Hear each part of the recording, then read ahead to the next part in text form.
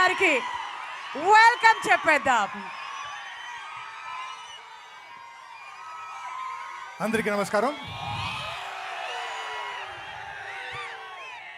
నేను వచ్చినప్పుడు నన్ను ఎవరు గుర్తుపట్టుకోలేదు, ఎవరో ముసల్మాన్ అనుకున్నారు. నేనండి పెళ్ళిలో యాక్ట్ చేశాను. ఈ మధ్య యానిమల్, సంక్రాంతికి వస్తున్నాం, Thandel, Laila.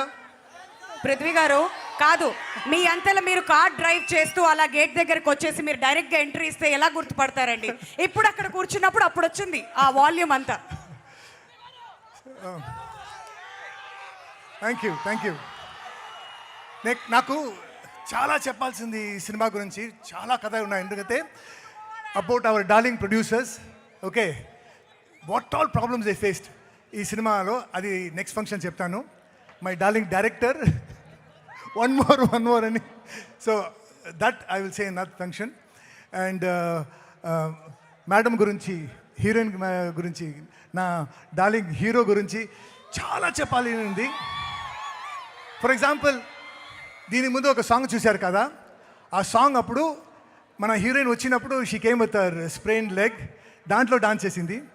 And we shot that song for 7 nights, full nights. Babu dance చేసి బాబుకి హెడ్ నుంచి టో వరకు ఫుల్ బాడీ పెయిన్ వచ్చేసింది.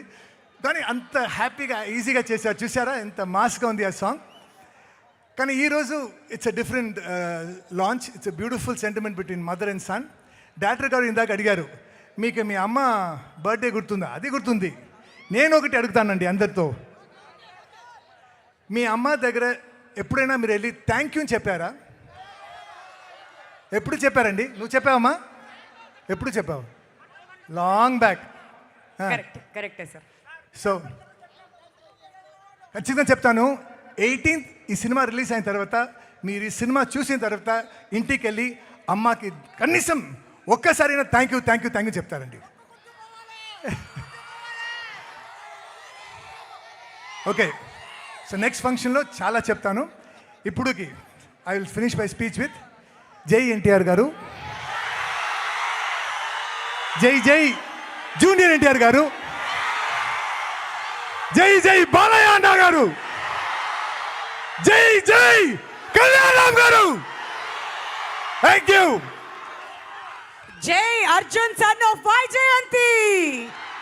Thank you so much sir. But ఇప్పుడు April 18th మాత్రం ఖచ్చితంగా మా అమ్మకి థ్యాంక్స్ చెప్తాను, ఎందుకంటే అదే రోజు నన్ను కనింది కాబట్టి. Thank you sir.